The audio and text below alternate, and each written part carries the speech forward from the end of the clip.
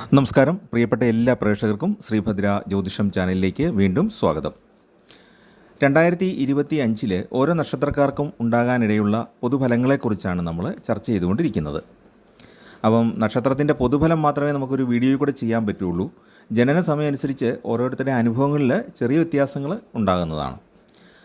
ഇന്ന് നമുക്ക് വിശാഖ നക്ഷത്രക്കാരുടെ ഫലമാണ് നോക്കാനുള്ളത്. അപ്പോൾ ഈ വിശാഖ നക്ഷത്രത്തിന് ചില പ്രത്യേകതകളുണ്ട്. വളരെ പ്രായോഗിക ബുദ്ധിയുള്ള ഒരു നക്ഷത്രക്കാരാണ് വിശാഖം നക്ഷത്രത്തിൽ ജനിച്ചവർ.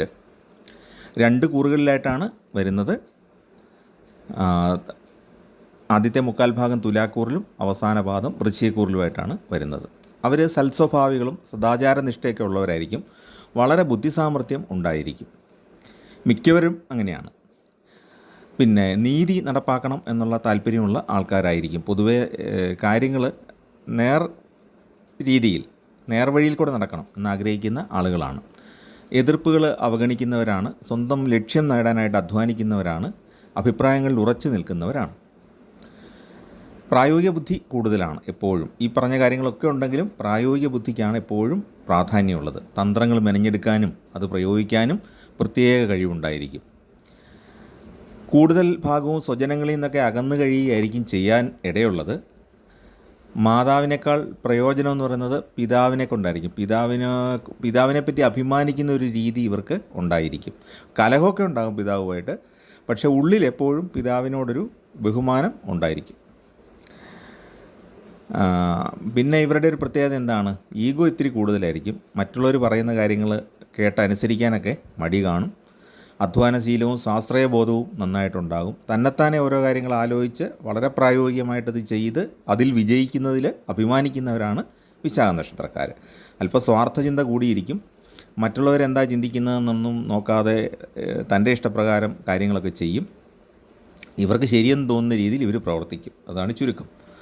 അത് പിതാവിന് ഇഷ്ടമാണോ മാതാവിന് ഇഷ്ടമാണോ എന്നൊന്നും അവർ നോക്കാറില്ല. സ്വതന്ത്ര ബുദ്ധിയാണ്. നല്ല ആത്മവിശ്വാസവും ആത്മബോധമൊക്കെ ഉള്ള ആൾക്കാരാണ് വിശാഖം നക്ഷത്രക്കാർ. നേരത്തെ പറഞ്ഞ പോലെ 2 കൂറുകളിലായിട്ടാണ് വിശാഖം നക്ഷത്രം വരുന്നത്. ആദ്യത്തെ മുക്കാൽ ഭാഗം തുലാക്കൂറിലും ബാക്കി വൃശ്ചികക്കൂറിലുമാണ് വരുന്നത്. അപ്പോൾ തുലാക്കൂറിലെ മറ്റ് 2 നക്ഷത്രങ്ങളെ പോലെയല്ല, ചിത്തിരയും ചോതിയും പോലെയല്ല, വിശാഖത്തിന് കുറച്ച് പ്രത്യേകതകൾ കൂടുതലുണ്ടല്ലോ. കുറച്ച് ഈഗോ കൂടുതലുള്ള ആളുകളാണ്. തുലാക്കൂറിൽപ്പെട്ടവർക്ക് വർഷാരംഭത്തിൽ 5 നിൽക്കുന്ന ശനി മാർച്ച് മാസം അവസാനമാകുമ്പോൾ അവർക്ക് 6ാം ഭാവത്തിലേക്ക് വരുന്നതാണ്.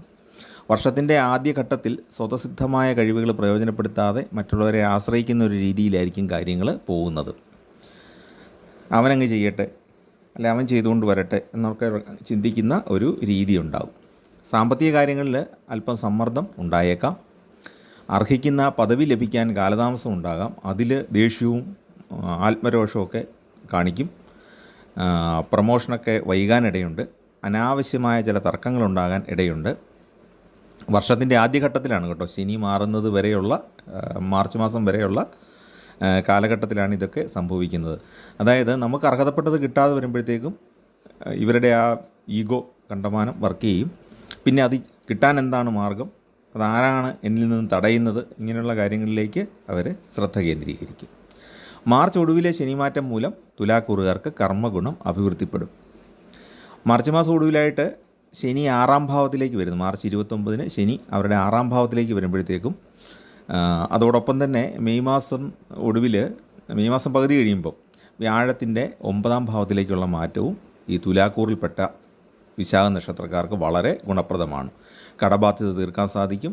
തടഞ്ഞു വെക്കപ്പെട്ടിരുന്ന പ്രൊമോഷന് ആനുകൂല്യങ്ങൾ, ശമ്പളത്തിൻ്റെ ബാക്കി കിട്ടാനുള്ളത് കിട്ടുക, മറ്റുള്ളവർ കടം വാങ്ങിച്ചത് തിരിച്ചു കിട്ടുക, ഇങ്ങനെ പല പല ഗുണങ്ങൾ ഈ സമയത്ത് ഉണ്ടാകും. കൃഷിയിൽ നിന്നും വ്യാപാരത്തിൽ നിന്നുമൊക്കെ നല്ല പൈസ കിട്ടും. ഏജൻസി, കമ്മീഷൻ, ഡീലർഷിപ്പ്, പിന്നെ ചെറുകിട വ്യാപാരങ്ങളൊക്കെ നടത്തുന്നവർക്ക് അത് ലാഭകരമാകും. കുടുംബപരമായിട്ട് വിഭജിച്ച് കിട്ടിയ വീടോ ഭൂമിയോ ഒക്കെ വിൽക്കാൻ സാധിക്കും. കുടുംബപരമായ ചുമതലകളൊക്കെ കൃത്യമായിട്ട് ചെയ്യാൻ സാധിക്കുന്നതിൽ വളരെ അഭിമാനിക്കും. കണ്ടോ ഞാൻ ചെയ്തത് എന്ന് പറഞ്ഞില്ലെങ്കിലും ആ ഒരു ഭാവം എല്ലാ പ്രവൃത്തികളിലും ഉണ്ടായിരിക്കും. പിന്നെ പഠന കാര്യങ്ങളെ സംബന്ധിച്ചിടത്തോളം വിദ്യാർത്ഥികളെ സംബന്ധിച്ച് ഉന്നത ബിരുദങ്ങളൊക്കെ കരസ്ഥമാക്കാനും ഇഷ്ടപ്പെട്ട കോഴ്സിന് പോയി ചേരാനും അതിൽ നല്ല വിജയം കണ്ടെത്താനും ഒക്കെ സാധിക്കും. അനാരോഗ്യത്തിൽ വിഷമിക്കുന്ന ആളുകളുണ്ടല്ലോ, ചികിത്സയൊക്കെ ആയിട്ട് പോകുന്നവർക്ക് ഡോക്ടറെ ഒന്ന് മാറി മറ്റൊരു ഹോസ്പിറ്റലിലോ അല്ലെങ്കിൽ മറ്റൊരു ഡോക്ടറെ കണ്ടോ കൺസൾട്ട് ചെയ്ത് രോഗം മാറാൻ ഇടയുണ്ട്, നല്ല മാറ്റം ഉണ്ടാകും. അപ്പോൾ ദീർഘകാലം ചികിത്സിച്ചിട്ടും മാറാത്ത ഒരു അവസ്ഥയുണ്ടെങ്കിൽ മറ്റൊരു ഡോക്ടറോട് ഒരു അഡ്വൈസ് തേടി നോക്കുക. നിങ്ങൾക്ക് ഈ വർഷം രോഗം സുഖപ്പെടാനുള്ളൊരു യോഗം ഉണ്ട്. ജോലിക്ക് ആഗ്രഹിക്കുന്നവർക്ക് നല്ല ജോലി കിട്ടാനുള്ള സാധ്യതയുണ്ട് ഈ വർഷം. കാരണം ശനി 6 നിൽക്കുന്ന സമയമാണ്, വ്യാഴം 9 നിൽക്കുകയും ചെയ്യും. അതായത് വർഷമധ്യത്തിന് ശേഷം നല്ലൊരു ജോലി കിട്ടാനുള്ള സാധ്യത ഉണ്ട്. ഇപ്പോഴുള്ള ജോലിയിൽ മാറ്റവും ഉണ്ടാകാം, കുറച്ചുകൂടെ നല്ലതിലേക്ക് മാറാം. സംരംഭങ്ങൾ സ്വന്തമായിട്ട് ചെയ്യുന്നവർക്ക് നേട്ടങ്ങൾ വന്നെത്തുന്നതാണ്. ജോലിഭാരം വർദ്ധിക്കും എന്നുള്ളൊരു പ്രശ്നമുണ്ട്. നമുക്കിപ്പോൾ നല്ല ജോലി കിട്ടിയാലും അതിനകത്ത് ഉത്തരവാദിത്തങ്ങൾ അല്പം കൂടുതലായിരിക്കും. തൊഴിൽ മേഖലകളിൽ സമ്മർദ്ദങ്ങൾ ഉണ്ടാകും. പക്ഷേ ഈ കാര്യങ്ങളൊക്കെ കടന്നു പോകുന്നതുകൊണ്ട്, ഈ തടസ്സങ്ങളും ഈ സമ്മർദ്ദങ്ങളും ഒക്കെ അതിജീവിക്കുന്നതുകൊണ്ട് തന്നെ അതിനുള്ള റിവാർഡുകൾ, പ്രശസ്തി പത്രങ്ങൾ, അല്ലെങ്കിൽ അതിനുള്ള ഒരു പ്രൊമോഷനോ എന്താണെങ്കിലും അഭിനന്ദനങ്ങളോ ഒക്കെ മേലധികാരികളിൽ നിന്ന് കിട്ടാനുള്ള സാധ്യതയുണ്ട്. കൊള്ളാം, നീ നന്നായിട്ട് ചെയ്തിട്ടുണ്ടെന്നെങ്കിലും മേലധികാരി പറയുന്ന ഒരവസ്ഥയിലേക്ക് കാര്യങ്ങൾ എത്തിക്കാം. പിന്നെ പരീക്ഷകളിലൊക്കെ വിജയം കിട്ടും. വിദ്യാർത്ഥികളെ സംബന്ധിച്ച് ഉപരിപഠനം നടത്താനായിട്ട് സാധിക്കുന്നതാണ്. ഒരുപക്ഷെ അന്യനാട്ടിലേക്ക് ഒന്ന് പോകേണ്ടി വന്നാലും ആ ഉപരിപഠനത്തിൽ നല്ല മാർക്കോടുകൂടി പാസ്സാകാനും ഭാവിയിൽ നല്ലൊരു ജോലിക്കുള്ള ഒരു അടിസ്ഥാനം ഉറപ്പിക്കാനുമൊക്കെ ഈ വർഷം സാധിക്കുന്നതാണ്. വൃശ്ചികക്കൂറിൽപ്പെട്ട അവസാന പാദം വിശാഖ നക്ഷത്രക്കാർക്ക്, വിശാഖ നക്ഷത്രത്തിൻ്റെ അവസാന 15 നാഴികയിൽ ജനിച്ചവർക്ക് വർഷാരംഭത്തിൽ ശനി 4-ാം ഭാവത്തിലാണ് നിൽക്കുന്നത്. അതുകൊണ്ട് തന്നെ കണ്ടകശനി ആണ്. മനസ്സിലായല്ലോ അത്? അതായത് വൃശ്ചികം രാശിയിലാണ്, വൃശ്ചികക്കൂറിലാണ് വിശാഖത്തിൻ്റെ അവസാന പാദം വരുന്നത്. അവർക്ക് കുംഭൻ രാശിയിലെ ശനി എന്ന് പറയുന്നത് വൃശ്ചികം, ധനു, മകരം, കുംഭം 4-ലാണ് വരുന്നത്. അപ്പോൾ 4-ൽ ശനി എന്ന് പറഞ്ഞാൽ കണ്ടകശനിയാണല്ലോ. കുടുംബത്തിൽ വിഷമതകൾക്ക് സാധ്യതയുണ്ട്. മാതാവിന് ആരോഗ്യ പ്രശ്നങ്ങൾ ഉണ്ടായേക്കാം. പക്ഷേ മൂലത്രികോണ രാശിയിലെ ശനി ആയതുകൊണ്ട് നേരത്തെ പലപ്പോഴും പറഞ്ഞിട്ടുള്ള പോലെ മാരകമായ ദോഷങ്ങളൊന്നും ആ ശനി കൊണ്ട് ഉണ്ടാകുന്നില്ല, കണ്ടകശനിയാണെങ്കിൽ പോലും. പിന്നെ വ്യാഴം ആ സമയത്ത് 7-ൽ സഞ്ചരിക്കുന്നതുകൊണ്ട് വലിയ ദുഃഖങ്ങൾ ഉണ്ടാകുകയില്ല. ജോലി ലഭിക്കാനും വാഹനം, ഗൃഹം എന്നിവ വാങ്ങാനൊക്കെ യോഗമുണ്ട്. മാർച്ച് അവസാനം ആകുമ്പോഴത്തേക്കും 4-ാം ഭാവത്തിലെ കണ്ടകശനി മാറും. മനക്ലേശത്തിൽ നിന്ന് മോചനം ഉണ്ടാകും. മാതാവിൻ്റെ ആരോഗ്യ പ്രശ്നങ്ങൾ കുറയും. പക്ഷേ വർഷമധ്യത്തിലെ വ്യാഴമാറ്റം അവർക്ക് ഇത്തിരി ബുദ്ധിമുട്ട് ഉണ്ടാക്കും. കാരണം 8-ാം ഭാവത്തിലേക്കാണ് വ്യാഴം മാറുന്നത്. അതായത് വൃശ്ചികം, ധനു, മകരം, കുംഭം, മീനം, മേടം, ഇടവം, മിഥുനം ആകുമ്പോഴത്തേക്കും അഷ്ടമ വ്യാഴം മിഥുനത്തിലേക്കാണ് മാറുന്നത്. അഷ്ടമ വ്യാഴം അനുഭവിക്കേണ്ടി വരും. അപ്പോൾ അഷ്ടമവ്യാഴം എന്ന് പറയുന്നത് പലതരത്തിലുള്ള തടസ്സങ്ങളും ബുദ്ധിമുട്ടുകളും ധനപരമായ കാര്യങ്ങളിൽ ബ്ലോക്കും ഒക്കെ ഉണ്ടാക്കും, ദൈവാധീനക്കുറവും ഉണ്ടാക്കും. എങ്കിൽ പോലും വ്യാഴം ശുഭഗ്രഹമായതുകൊണ്ടും ഒരു വൈഷ്ണവ ശക്തി, അതായത് പ്രപഞ്ചത്തിലെ സ്ഥിതി ഉറപ്പിക്കുന്ന ശക്തി ആയതുകൊണ്ട് തന്നെ അങ്ങനെ വലിയൊരു പ്രശ്നം ഉണ്ടാകുകയില്ല എന്ന് നമുക്ക് കരുതാം. പക്ഷേ കാര്യങ്ങളിൽ പിടിവാശി കാണിക്കും എന്നുള്ളതാണ് ഈ സമയത്തുള്ളൊരു പ്രത്യേകത. ശത്രുക്കളെ സൃഷ്ടിക്കും ഒരുപാട്. അപ്പോൾ ശനി 5-ലാണ്. 5 മനസ്സിൻ്റെയും കൂടെ ഭാവമാണല്ലോ, സന്താനഭാവമാണ്. പ്രജ്ഞാമേധാ, പ്രതിഭാശക്തി, പുരാതനം, പുണ്യം, അതിനെയൊക്കെ ബാധിക്കുന്ന ഒരു കാര്യമാണ് 5-ൽ ശനി വരുമ്പോൾ. അപ്പോൾ അങ്ങനെ സന്താനങ്ങൾക്ക് പഠനത്തിൽ ബുദ്ധിമുട്ട്, സന്താനങ്ങളുടെ പ്രവൃത്തികൾ മൂലം നമുക്ക് ദുഃഖം, മൊത്തത്തിൽ മനസ്സിന് ശുഭകരമല്ലാത്ത ചില കാര്യങ്ങളൊക്കെ ഉണ്ടാകുക. വ്യാഴം 8-ലാകുമ്പോഴത്തേക്കും ധനപരമായിട്ടുള്ള ബ്ലോക്ക്, അല്ലെങ്കിൽ ദൂരദേശത്തേക്ക് മാറി നിൽക്കേണ്ടി വരിക, ഇങ്ങനെയുള്ള കുറച്ച് അലട്ടുന്ന പ്രശ്നങ്ങൾ ഈ സമയത്ത് ഉണ്ടാകാം. ശത്രുക്കളെ സൃഷ്ടിക്കുകയും ചെയ്യും. സാമ്പത്തികമായിട്ട് നല്ല അച്ചടക്കം പുലർത്തേണ്ട ഒരു സമയമാണ്.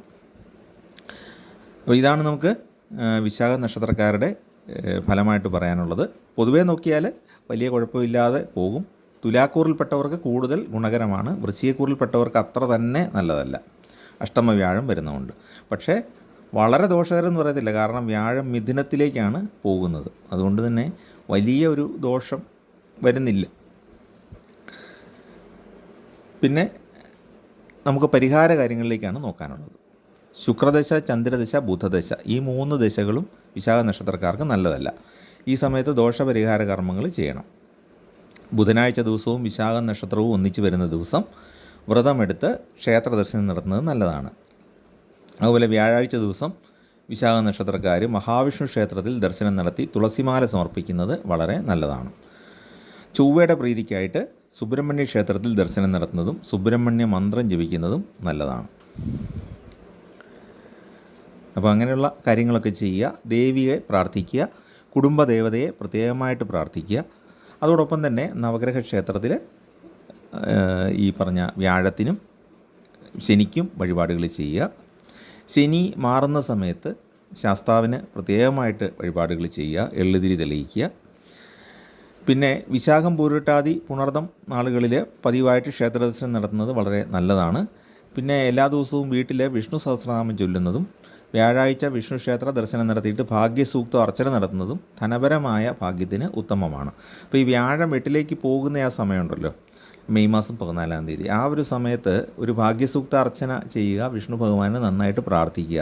അപ്പോൾ ഈ പൈസയുടെ ബ്ലോക്ക് ഒന്ന് കുറയും. അപ്പോൾ അതൊന്ന് നിങ്ങൾ ട്രൈ ചെയ്ത് നോക്കുക. മറ്റു വലിയ ദോഷങ്ങളൊന്നും ഈ വർഷം ഉണ്ടാകാനിടയില്ല. കൂടുതലും തുലാക്കൂറിൽ ആണല്ലോ മുക്കാൽ ഭാഗവും വരുന്നത്. അതുകൊണ്ട് വിശാഖ നക്ഷത്രത്തിൻ്റെ മുക്കാൽ ഭാഗം ആളുകൾക്കും രോഗചികിത്സയൊക്കെ ഫലിക്കുകയും സാമ്പത്തികമായിട്ട് വലിയ ബുദ്ധിമുട്ടില്ലാതെയും പോവും. വൃശ്ചികക്കൂറിൽ വരുന്നവർക്ക് മാത്രമാണ് കുറച്ചൊരു ബുദ്ധിമുട്ട് വരുന്നത്. അപ്പോൾ അവർ അല്പം ഈഗോ ഒക്കെ കുറച്ച് വെച്ചിട്ട് ശത്രുശല്യമൊക്കെ കുറയ്ക്കാനുള്ള കാര്യങ്ങൾ ചെയ്യുക. മറ്റ് വലിയ ദോഷങ്ങൾ വരാൻ ഇടയില്ല. സാമ്പത്തികമായ ബ്ലോക്കാണ് ബുദ്ധിമുട്ടുണ്ടാക്കാൻ ഇടയുള്ളത്. അപ്പം ചാനൽ ഇഷ്ടപ്പെട്ടെങ്കിൽ ദയവായിട്ടൊന്ന് സബ്സ്ക്രൈബ് ചെയ്യുകയും നിങ്ങളുടെ സുഹൃത്തുക്കൾക്കും പരിചയക്കാർക്കൊക്കെ ഒന്ന് ഷെയർ ചെയ്ത് കൊടുക്കുകയും ചെയ്യുക. ഈ പരിഹാരങ്ങളൊക്കെ ചെയ്ത് നിങ്ങളുടെ ദോഷങ്ങൾ മാറ്റാനായിട്ട് ശ്രദ്ധിക്കുക. എല്ലാവർക്കും നന്മയുണ്ടാകട്ടെ എന്ന് പ്രാർത്ഥിക്കുന്നു. നേരത്തെ നാളും പേരും അയച്ചു തന്ന ആൾക്കാർക്ക് വേണ്ടിയൊക്കെ പ്രാർത്ഥനകൾ ഇപ്പോഴും ചെയ്യുന്നുണ്ട്. എന്താണെങ്കിലും നിങ്ങൾക്ക് ഈ വർഷം വളരെ ശുഭകരമായിരിക്കട്ടെ. നിങ്ങളുടെ ചിന്തകളും നിങ്ങളുടെ മനസ്സുമൊക്കെ വളരെ നിർമ്മലമായിട്ട് തന്നെ മുന്നോട്ട് പോകട്ടെ. ദൈവാനുഗ്രഹം എപ്പോഴും സിദ്ധിക്കട്ടെ എന്ന് പ്രാർത്ഥിക്കുന്നു. നമസ്കാരം.